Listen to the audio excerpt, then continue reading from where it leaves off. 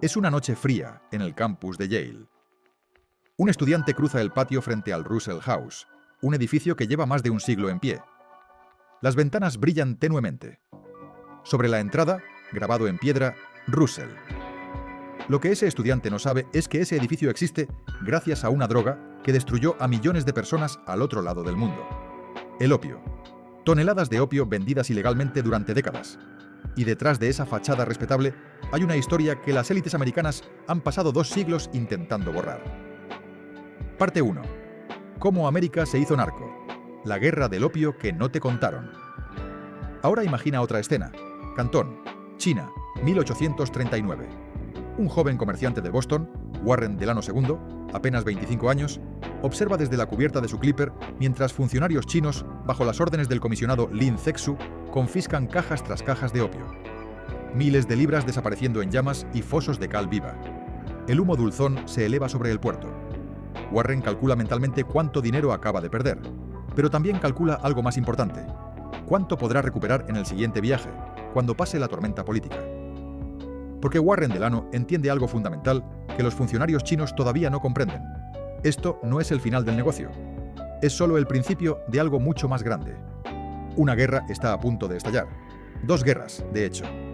Guerras que forzarán a China a abrir sus puertos, a legalizar el comercio que ahora intenta prohibir. Y cuando termine, Warren Delano volverá a América convertido en millonario. Comprará una mansión de 40 habitaciones. Enviará a sus hijos a las mejores escuelas.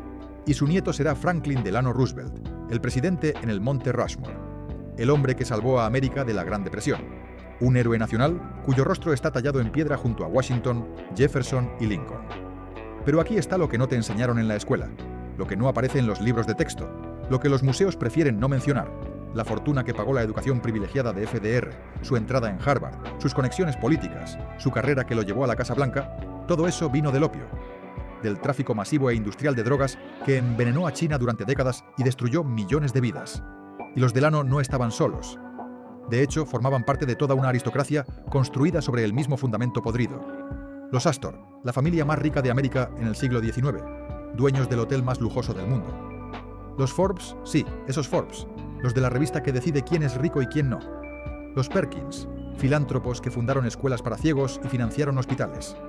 Los Russell, primos que fundaron Skull and Bones, la sociedad secreta más poderosa de América. Los Cabot y los Lowe, apellidos grabados en edificios de Harvard y Columbia, nombres que resuenan en los pasillos del poder, desde Boston hasta Nueva York. Todas estas familias, cada una de ellas, construyeron su riqueza sobre el mismo negocio, inundando China de opio. Miles de toneladas, márgenes de beneficio del 400-500%, millones de adictos destruyendo sus vidas y las de sus familias.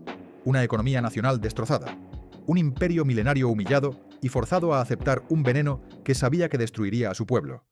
Y luego, cuando ya tenían suficiente dinero, cuando sus fortunas estaban seguras y blanqueadas, estas familias borraron las pruebas, reescribieron los libros de historia, levantaron museos y bibliotecas con nombres grabados en mármol, donaron a universidades que, agradecidas, pusieron sus apellidos en edificios y becas, y se aseguraron, con dinero e influencia, de que nadie, absolutamente nadie, descubriera jamás la verdad sobre el origen de su riqueza. Hasta ahora. Porque los registros de embarque existen, archivados en bibliotecas especializadas. Las cartas personales sobreviven, con precios de opio y cálculos de beneficios escritos en la propia letra de los comerciantes. Los libros de cuentas están guardados en archivos de Boston, Nueva York y Londres, con columnas que detallan cofres de opio comprados en India y vendidos en China. Y todos estos documentos revelan la misma verdad incómoda: que la aristocracia americana, esas familias que nos enseñaron a respetar y admirar, amasaron sus fortunas haciendo exactamente aquello por lo que hoy encarcelamos a la gente. Solo que ellos lo hicieron a un país entero. Envenenaron a millones, destruyeron la economía de una civilización milenaria y se hicieron tan obscenamente ricos que pudieron borrar su crimen de la historia oficial. Esta es la historia que no quieren que conozcas: los narcotraficantes que se convirtieron en realeza americana, los criminales que se transformaron en filántropos respetables, y cómo se salieron con la suya durante 200 años. Para entender cómo América construyó su aristocracia sobre el opio, primero hay que entender el problema que enfrentaba el Imperio Británico a principios del siglo XIX. Compraba cantidades masivas de té, seda y porcelana de China, pero China no quería nada británico. Los británicos pagaban en plata, drenando sus reservas. Necesitaban algo que vender a China. Y lo encontraron: opio cultivado en India bajo control británico, refinado y contrabandeado a China donde era ilegal. El gobierno chino lo había prohibido sabiendo que era veneno. Pero a los comerciantes no les importó. Los márgenes eran obscenos. Comprar en India por $100, vender en China por 500. El riesgo era alto. Las autoridades chinas ejecutaban traficantes, pero las ganancias valían cualquier riesgo. Los barcos americanos eran más rápidos que los británicos. Los clippers podían dejar atrás patrullas navales chinas. Navegaban a India, cargaban miles de libras de opio, esperaban mar adentro frente a China. Contrabandistas chinos remaban, recogían la droga, pagaban en plata. Los barcos americanos nunca entraban técnicamente en puertos chinos. Negación plausible. Y la plata fluía de vuelta a América. Pero déjame dibujarte el mapa completo de esta operación, porque esto no era contrabando menor. Era logística industrial, moviendo miles de toneladas al año, generando fortunas equivalentes, hoy, a miles de millones de dólares. Primera etapa, la India. El opio se cultivaba en campos controlados por la Compañía Británica de las Indias Orientales. Campesinos indios, muchos atrapados en sistemas de deuda perpetua con los británicos, cultivaban amapolas en lugar de alimentos. La savia se extraía cuidadosamente, se procesaba en bolas compactas de opio crudo, se envolvía en hojas de amapola y se empaquetaba en cofres de madera reforzada. Cada cofre contenía aproximadamente 140 libras de opio puro. Piensa en la escala. Un solo cofre podría abastecer a cientos de adictos durante meses, y las firmas americanas movían miles de estos cofres cada año. Segunda etapa, el transporte transoceánico. Los clippers americanos, las naves más rápidas de su época, zarpaban de puertos como Boston o Nueva York. Navegaban alrededor del Cabo de Buena Esperanza en la punta de África, o a través del vasto Pacífico. Viajes que duraban meses. Llegaban a puertos controlados por británicos en la India, donde agentes locales ya tenían el opio preparado y esperando. Los barcos cargaban cientos, a veces más de 1000 cofres. El cargamento se aseguraba en las bodegas, y ponían rumbo a China. El retorno de inversión era tan extraordinario que justificaba cada día en el mar, cada tormenta enfrentada, cada riesgo asumido. Tercera etapa, la costa china y el sistema de distribución. Aquí es donde el negocio se volvía verdaderamente sofisticado. Los barcos no podían atracar en puertos oficiales porque el opio era estrictamente ilegal en China. Las autoridades habían prohibido su importación desde hacía décadas. Así que los comerciantes desarrollaron un sistema brillante y cínico. Anclaban sus barcos en puntos específicos frente a la costa de Guangdong, cerca de Cantón, en aguas que técnicamente eran internacionales. Allí esperaban los barcos almacén, buques viejos, antiguos navíos de guerra británicos o americanos retirados del servicio y reconvertidos en depósitos flotantes permanentes de opio. Estos barcos permanecían anclados durante años, literalmente años, almacenando miles de cofres de droga. Los clippers recién llegados de India descargaban su mercancía en estos almacenes flotantes. Luego, el verdadero contrabando comenzaba. Por la noche, cuando la oscuridad cubría la costa, contrabandistas chinos, muchos de ellos organizados en redes criminales sofisticadas, remaban en lanchas rápidas y discretas, diseñadas específicamente para no ser detectadas. Llegaban a los barcos almacén, compraban el opio pagando en plata pura y lo transportaban tierra adentro, donde redes de distribución locales, que incluían funcionarios corruptos sobornados e intermediarios en cada nivel, lo vendían a fumaderos urbanos y rurales por toda China. Los propietarios de fumaderos luego lo vendían por dosis a adictos desesperados. Cuarta etapa, el retorno y el blanqueo. Los barcos americanos, ahora cargados de plata china en lugar de opio, regresaban triunfantes a América. Esa plata, toneladas de ella acumuladas viaje tras viaje, se convertía en capital americano. Se depositaba en bancos de Boston y Nueva York. Se invertía inmediatamente en activos legítimos, propiedades urbanas en ciudades en crecimiento explosivo, acciones en las nuevas compañías de ferrocarriles que estaban uniendo el continente, participaciones en bancos comerciales y manufactureras textiles. El dinero sucio se lavaba en la economía americana legal, y las familias que lo controlaban ascendían rápidamente a la cúspide de la aristocracia de Nueva Inglaterra. Este sistema funcionó durante décadas porque todos los involucrados tenían incentivos poderosos para mantenerlo. Los británicos necesitaban desesperadamente revertir su déficit comercial con China. Los americanos querían una porción de esos márgenes obscenos y veían una oportunidad de oro mientras los británicos estaban limitados por tensiones diplomáticas. Los intermediarios chinos, que incluían funcionarios corruptos hasta el más alto nivel del gobierno provincial, ganaban comisiones sustanciales por facilitar el comercio. Y los únicos que perdían eran los millones de chinos ordinarios que caían en la adicción devastadora, las familias que se arruinaban vendiendo todo para pagar por la droga de un hijo o esposo adicto, y el propio Estado chino que veía impotente cómo su plata desaparecía hacia el extranjero y su población se hundía en la dependencia química colectiva. Las cifras son verdaderamente asombrosas. En la década de 1830, firmas americanas controlaban aproximadamente el 10% de todo el opio que entraba en China. Los británicos controlaban la mayor parte del comercio, sí, pero los americanos eran actores significativos y crecientes. Russell & Company, la firma más grande y agresiva, enviaba miles de cofres anualmente. Imagina la escala. 1000 cofres son 140.000 libras de opio puro. Cada año. Durante más de 30 años consecutivos. Un solo viaje exitoso de opio podía generar ganancias del 400 al 500%. Compraba un cofre por $100 en India, lo vendías por 500 o 600 en China. Los capitanes de barcos recibían comisiones. Los dueños de compañías se quedaban con las ganancias netas. Se convertían en millonarios en términos de la época, que ajustados por inflación y poder adquisitivo significan multimillonarios, incluso billonarios en términos actuales. Y este dinero, esta enorme transferencia de riqueza de China hacia América, construyó la base de la América de élite que conocemos hoy. Pero mientras las fortunas americanas crecían exponencialmente, al otro lado del Pacífico, China se desangraba. Repite ese número, 10 a 12 millones. Aproximadamente el 10% de todos los varones adultos del país. Una epidemia de proporciones catastróficas sin precedentes en la historia humana hasta ese momento. El opio no era una droga recreativa ocasional, era profunda, devastadoramente adictiva. Los fumadores desarrollaban tolerancia rápidamente, necesitaban dosis cada vez mayores solo para funcionar. Gastaban todo su dinero, vendían sus pertenencias, hipotecaban sus tierras, sacrificaban el futuro de sus hijos, todo para conseguir la siguiente dosis. Familias enteras se arruinaban. Hombres que deberían estar trabajando en campos de arroz o talleres artesanales pasaban días enteros tumbados en fumaderos oscuros y pestilentes, hundiéndose en la estupefacción. La productividad agrícola e industrial colapsó en regiones enteras. La estructura social se fracturó. Comunidades que habían existido durante siglos se desintegraron en una generación. Y luego estaba el efecto económico a nivel nacional, que era igualmente devastador. China estaba perdiendo plata a un ritmo verdaderamente alarmante. Durante siglos, China había sido el destino final de gran parte de la plata del mundo. Plata española extraída de las minas de Potosí en América Latina fluía hacia China a cambio de sedas, porcelanas y té. Pero ahora el flujo se había invertido dramáticamente. La plata salía de China en cantidades masivas para pagar el opio. Las reservas del imperio se vaciaban mes tras mes. El valor de la plata dentro de China se disparó, lo que significaba que los impuestos, que por tradición se pagaban en plata, se volvieron imposiblemente caros para los campesinos que ganaban su sustento en monedas de cobre. Un campesino que antes pagaba sus impuestos con el equivalente de un mes de trabajo, ahora necesitaba 3 o 4 meses.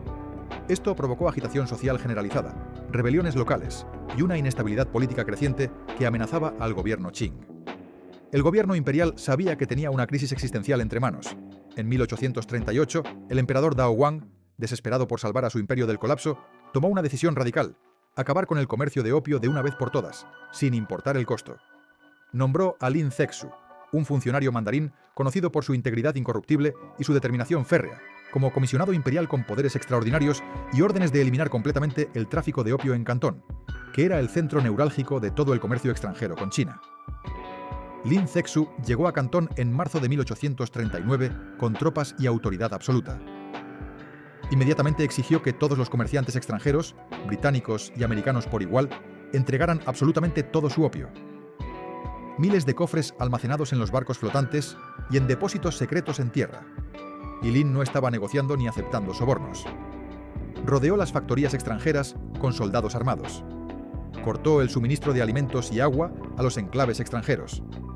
Dejó cristalino que nadie, absolutamente nadie, saldría de Cantón hasta que entregaran toda la droga.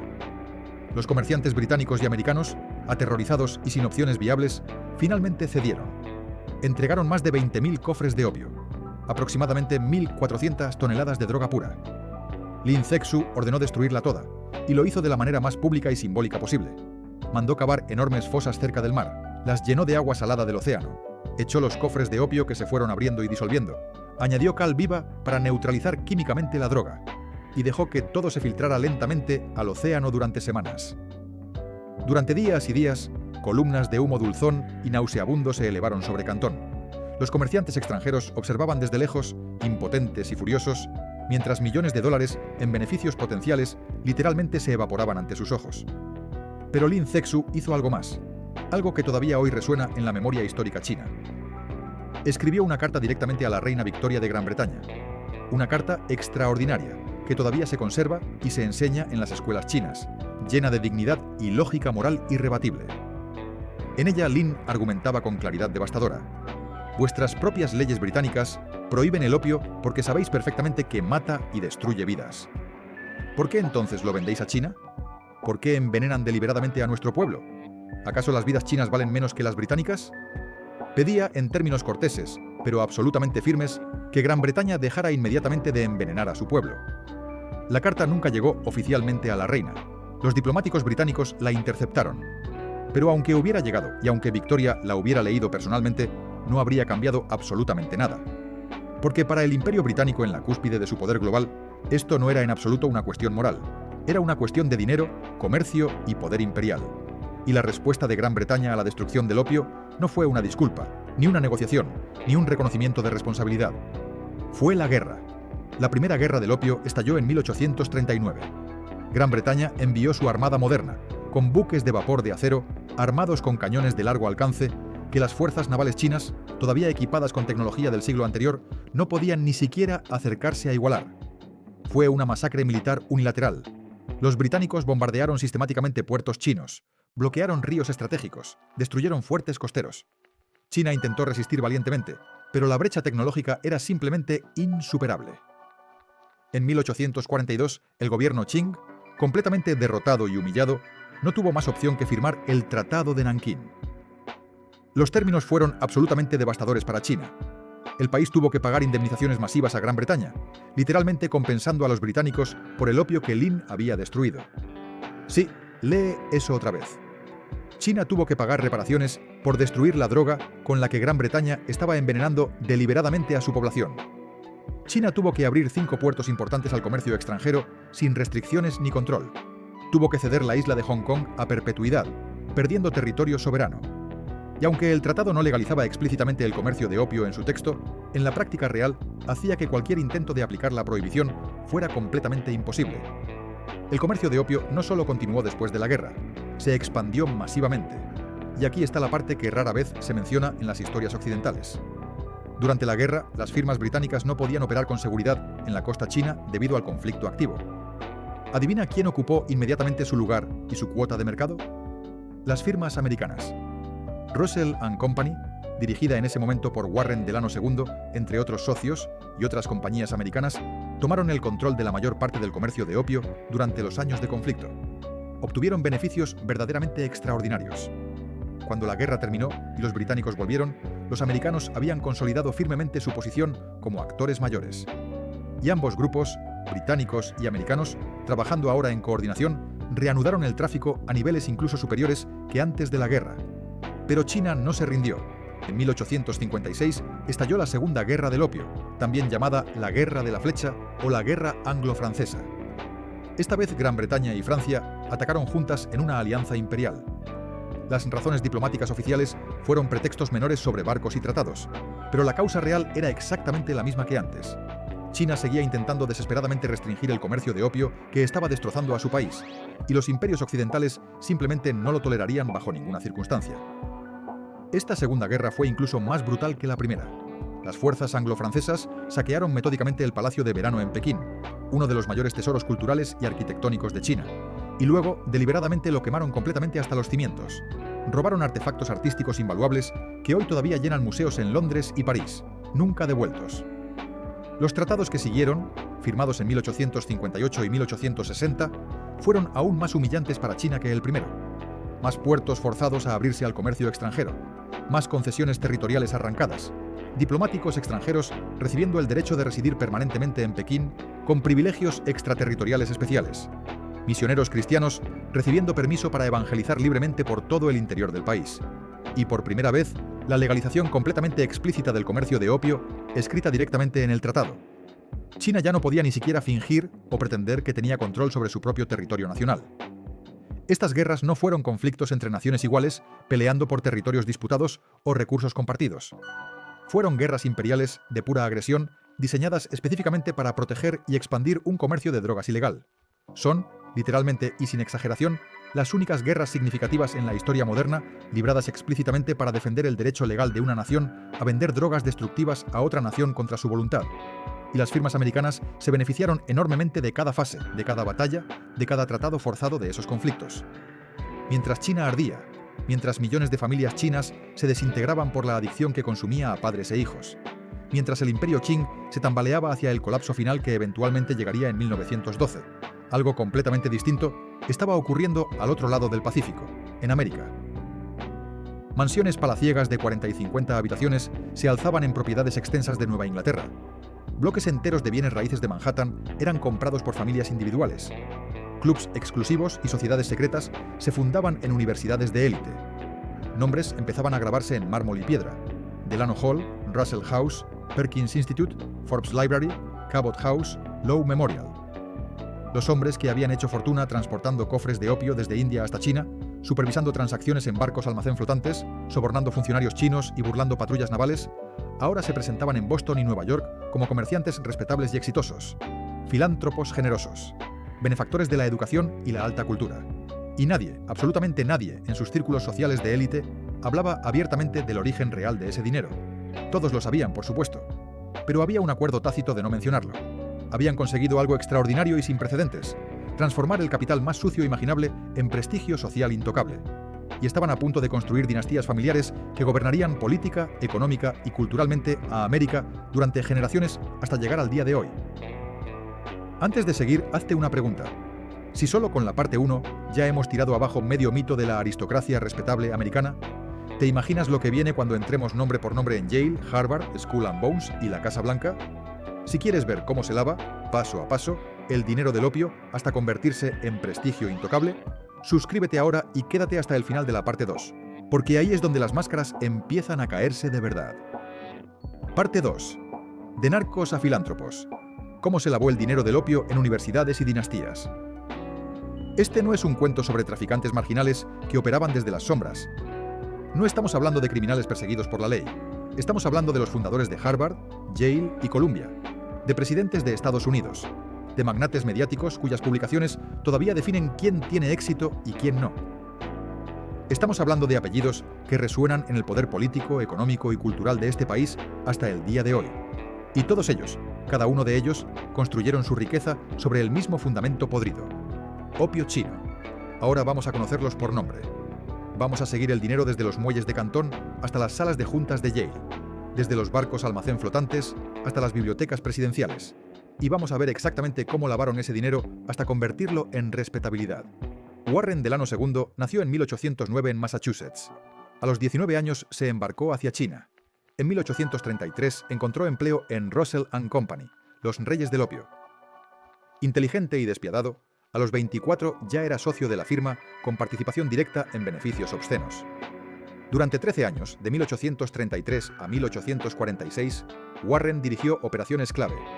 Supervisó embarques, negoció con intermediarios, gestionó el flujo de plata. Se hizo rico, muy rico. Cuando regresó en 1846, compró una mansión de 40 habitaciones en Newburgh.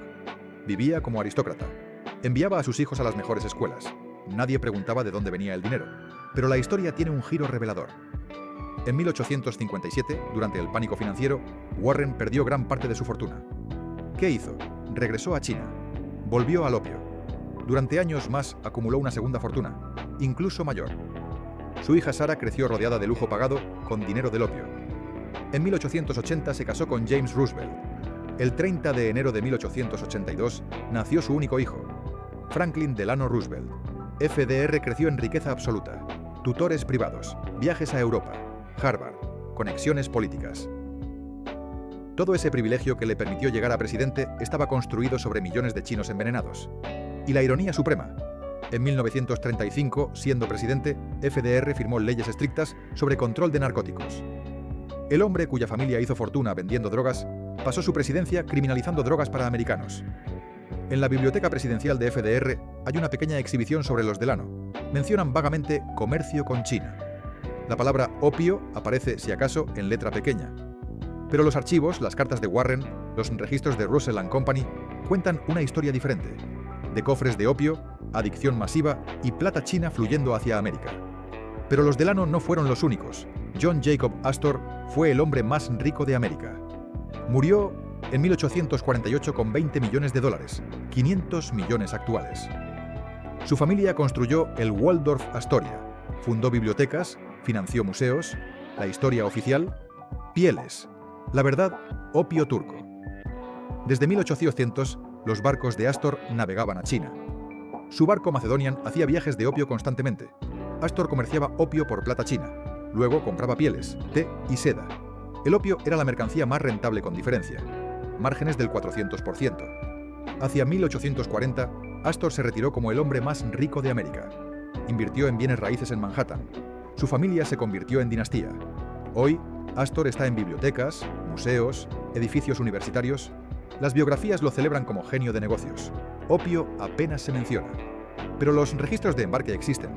Los manifiestos listan cargamento tras cargamento. Las cartas comerciales mencionan precios, negociaciones con proveedores turcos. John Jacob Astor fue traficante de drogas a escala industrial. Su familia pasó 2 siglos ocultándolo. Luego están los Forbes. Robert Bennett Forbes y su hermano John Murray Forbes fueron traficantes de opio exitosos. Robert, capitán de Clipper a los 20, comandaba barcos almacén para Russell & Company. Vivía a bordo frente a China, supervisando transacciones. Su hermano John trabajaba en tierra en Cantón como factor, coordinando embarques y sobornos. John se hizo increíblemente rico. Regresó a Boston e invirtió beneficios del opio en ferrocarriles. Se convirtió en magnate. Los descendientes usaron esa fortuna para lanzar Forbes Magazine en 1917. La revista celebraba capitalismo americano. Nunca mencionó que su fortuna vino de drogar chinos. John Murray Forbes es recordado en Boston como gran empresario. Hay estatuas, edificios con su nombre. La historia oficial omite que cada dólar invertido vino de cofres de opio. Robert dejó un diario donde admite que el comercio desmoralizó a millones y causó sufrimiento incalculable. Pero añade, casi con indiferencia, no sentir gran indignación moral. Era simplemente negocio. Y la lista continúa. Thomas Handasid Perkins fue uno de los hombres más ricos de Nueva Inglaterra, socio fundador de Perkins & Company, fusionada con Russell & Company. Durante décadas organizó embarques de opio desde Turquía e India. Ganó millones. Retirado en Boston, se convirtió en filántropo modelo. Fundó la Perkins School for the Blind, financió hospitales, donó a Harvard y Yale. Hay becas Perkins. Ninguna institución menciona más que tangencialmente que todo vino del opio. La familia Cabot siguió el patrón. Comerciantes en China, fortuna con Trade with China, el eufemismo para evitar opio. Regresaron a Boston como figuras centrales. Cabot House en Harvard. Calles llamadas Cabot. El origen ha sido oscurecido. Abiel Abbott Lowe dirigió Clippers a China. Amasó fortuna con opio. Su hijo Seth Lowe fue presidente de Columbia y alcalde de Nueva York. La Tuelam familia construyó Lowe Memorial Library en Columbia. Miles de estudiantes pasan diariamente sin saber que fue construida con beneficios del opio. El patrón es consistente. Primera generación viaja a China, trabaja en opio, regresa rica. Segunda generación invierte en negocios legítimos. Tercera generación, filantropía, política, academia. Cuarta generación, el origen está blanqueado. Es vieja riqueza, sin que nadie pregunte de dónde vino. Pero quizá la conexión más fascinante y perturbadora es la que une el comercio de opio con la sociedad secreta más poderosa de América. Samuel Russell fundó Russell & Company en 1823 en Cantón. Durante 3 décadas fue la firma americana dominante en opio. Superó a todos. Samuel se retiró en los 1830 con fortuna enorme. Su primo era William Huntington Russell. En 1832, William cofundó Skull and Bones en Yale. No es fraternidad ordinaria. Es sociedad secreta de élite que produjo 3 presidentes: Taft, Bush padre, Bush hijo, secretarios de Estado, directores de CIA, jueces de Corte Suprema, senadores, CEOs. La conexión no es teoría conspirativa, es historia documentada. La fortuna de Samuel Russell financió el Russell Trust, que administra propiedades y dinero de Skull and Bones. Ese trust existe hoy. Provee fondos para las actividades de la sociedad. La sociedad secreta más influyente de América fue fundada y financiada con dinero del opio. Las historias de Skull and Bones mencionan a Russell como comerciante exitoso. Opio rara vez aparece. Pero no es detalle menor, es el fundamento. Sin la fortuna del opio, Skull and Bones quizá nunca habría existido. Todas estas historias siguen una estructura común. No es accidental, es un proceso deliberado de blanqueo de dinero y reputación. Un proceso deliberado de blanqueo de dinero y reputación. Paso 1. Acumulación. Viajar a China, involucrarse en opio, amasar fortuna durante décadas ignorando consecuencias humanas. Paso 2. Repatriación. Regresar con riqueza. Traer plata china, convertirla en dólares, invertir en activos legítimos, bienes raíces, ferrocarriles, bancos. Paso 3. Integración social. Mansiones, clubs exclusivos, mejores escuelas, matrimonios con otras élites. Segunda generación. El origen se vuelve borroso. Paso 4. Filantropía estratégica. Donar a universidades, hospitales, museos. Genera respeto, crea registro histórico que enfatiza generosidad sobre avaricia, permite control sobre cómo se cuenta la historia. Paso 5. Control narrativo. Patrocinar biografías amigables, donar archivos con entendimientos sutiles, financiar investigación con condiciones implícitas. Paso 6. Conversión generacional. Tercera o cuarta generación. La familia ha estado respetable tanto tiempo que nadie cuestiona. Los bisnietos no saben realmente de dónde vino el dinero. Comerciante exitoso, capitán de industria. Y lo creen sinceramente. Este proceso funcionó perfectamente. Hasta hace poco, la mayoría de historiadores no enfatizaban estas conexiones. La mayoría de americanos todavía no las conocen. Parte 3. Hipocresía, borrado y legado. Las mismas familias que construyeron fortunas inundando China de opio se convirtieron en las voces más fuertes a favor de la prohibición de drogas a principios del siglo XX. Los Delano, los Astor, los Forbes, los Perkins, los Russell, familias que ganaron millones vendiendo drogas altamente adictivas a escala industrial, luego pasaron el siglo XX apoyando leyes que criminalizaban esas mismas drogas y encarcelaban a personas por hacer exactamente lo que ellos habían hecho. Cuando ellos lo hicieron, era comercio. Cuando otros lo hacen, es crimen. ¿Por qué el cambio? Porque para entonces ya habían hecho su dinero. Sus fortunas estaban seguras, invertidas, blanqueadas, ya no necesitaban el comercio. Ahora les convenía cerrarlo. Primera razón. Inmigración china a América traía fumaderos. Las élites que vendieron opio a China descubrieron preocupaciones morales cuando eran sus trabajadores los adictos. Segunda. Dimensión racial. Opio con chinos, cocaína con negros, marihuana con mexicanos. Criminalizar drogas se volvió herramienta de control. Estados Unidos lideró la prohibición internacional. 1909. Comisión en Shanghái. 1912. Convención de La Haya. 1914. Harrison Act criminalizando opio y cocaína. Se presentó como líder moral. Pero ¿dónde estaba esa moralidad en 1839 aprovechando la guerra? ¿En 1860 con tratados a punta de cañón? ¿Durante 50 años enviando miles de toneladas? No había moralidad, solo cálculo económico. Cuando el opio generaba beneficios, era legítimo. Cuando no, se convirtió en mal moral. Y FDR, cuya fortuna vino del opio, firmó las leyes antidroga más estrictas. La guerra contra drogas nunca ha sido sobre drogas, ha sido sobre poder. Cuando élites vendían opio a China, era capitalismo. Cuando pobres o minorías consumían, eran amenazas que encarcelar. En los 80-90, la CIA facilitó cocaína a comunidades negras, mientras esas comunidades fueron devastadas por sentencias obligatorias. Las élites usaron drogas como herramienta geopolítica, mientras criminalizaban a las víctimas. El paralelo es exacto. Y aquí está el contraste devastador. En China, las guerras del opio son el punto de partida del siglo de humillación. Historia central. Cada estudiante aprende sobre Lin Cexu, tratados desiguales, Hong Kong robada, trauma nacional.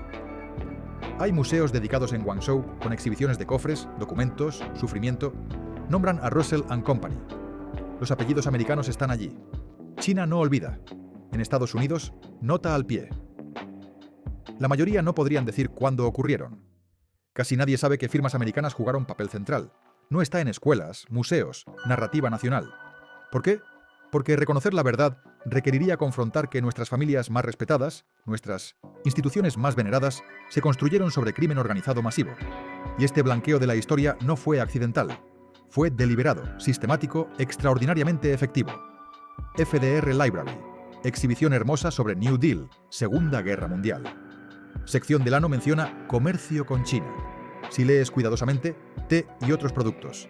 Opio en letra pequeña, si acaso. Edificio Astor. Biografías sobre pieles, bienes raíces. Opio, una línea. Forbes en Boston. Ferrocarriles, filantropía. China, comercio. Opio ausente.